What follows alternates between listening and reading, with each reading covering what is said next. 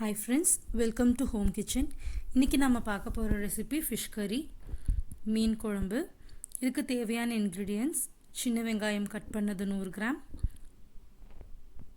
தக்காளி 3 கட் பண்ணி வெச்சுக்கோங்க, கொஞ்சம் கொத்தமல்லி தழை, ஒரு மாங்காய். தனியா பாதி தேங்காயும் 50 கிராம் சின்ன வெங்காயம் வதக்கிறதுக்கு எடுத்து வெச்சுக்கோங்க. புளி 50 கிராம், தக்காளி 5, அதை நல்லா பேஸ்ட் பண்ணி வச்சுக்கோங்க. இது நம்ம குழம்புல ஆட் பண்ணும்போது உங்களுக்கு குழம்பு கெட்டியாக இருக்கும்.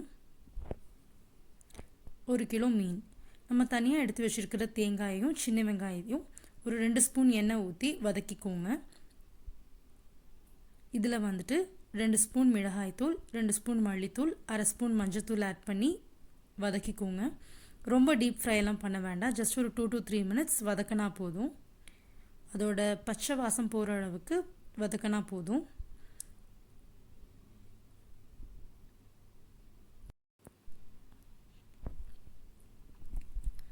இது வதங்கினதும் 5 மினிட்ஸ் ஆற வச்சுட்டு அதை நல்லா பேஸ்ட் பண்ணி வச்சுக்கோங்க. ஒரு நார்மல் மீன் குழம்புக்கு எந்த அளவுக்கு தேங்காய் பதத்தில் இருக்கணுமோ அந்த அளவுக்கு அரைச்சி வச்சிங்கன்னா போதும். நம்ம அரைச்சிருக்க பேஸ்ட்டை நம்ம ஆல்ரெடி எடுத்து வச்சுருக்க புளியை தண்ணியில் கரைச்சி அது கூட இதை மிக்ஸ் பண்ணிடுங்க. வெசல் சூடாக இருக்குது. இப்போது இதில் 2லேருந்து 3 ஸ்பூன் அளவுக்கு எண்ணெய் ஆட் பண்ணிக்கோங்க. எண்ணெய் நல்லா காஞ்சதும் 1 ஸ்பூன் வெந்தயம், 1 ஸ்பூன் ஜீரகம் ஆட் பண்ணிக்கோங்க.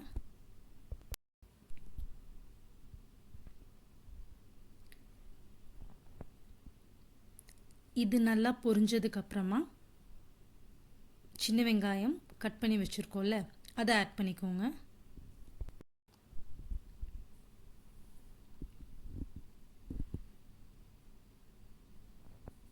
ரெண்டுலேருந்து 3 நிமிஷம் நல்லா வதக்கிக்கோங்க, கொஞ்சம் கலர் சேஞ்ச் ஆகிற வரைக்கும்.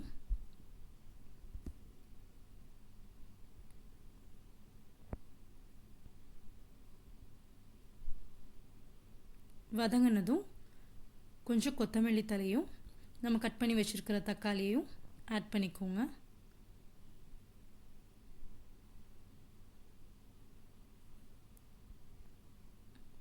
கொஞ்சம் வதக்கிக்கோங்க. இது கூட நம்ம அரைச்சி வச்சுருக்கிற தக்காளி பேஸ்ட்டை ஆட் பண்ணிக்கோங்க.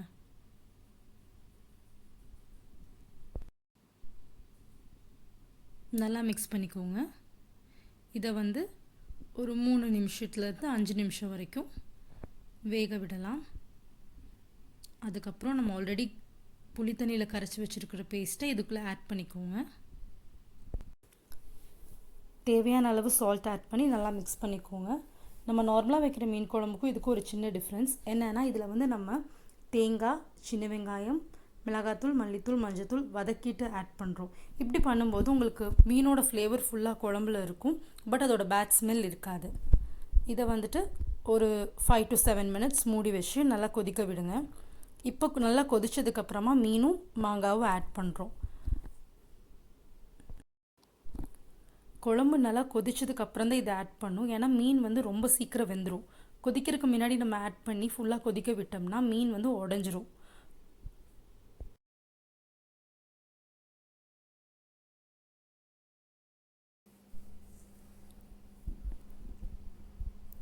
இது நல்லா மிக்ஸ் பண்ணிக்கோங்க. மிக்ஸ் பண்ணதுக்கப்புறமா இதை மூடி போட்டு வச்சு ஸ்டவ்வை சிம்மில் வச்சு ஒரு 5 மினிட்ஸ், அதாவது மீன் வேகிற அளவுக்கு பாயில் பண்ணிங்கன்னா போதும்.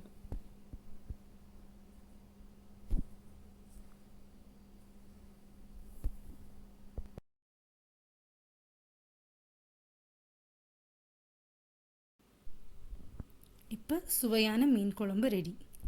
இந்த வீடியோ உங்களுக்கு பிடிச்சிருந்துச்சுன்னா லைக் பண்ணுங்கள், ஷேர் பண்ணுங்கள், சப்ஸ்கிரைப் பண்ணுங்கள். தேங்க்யூ.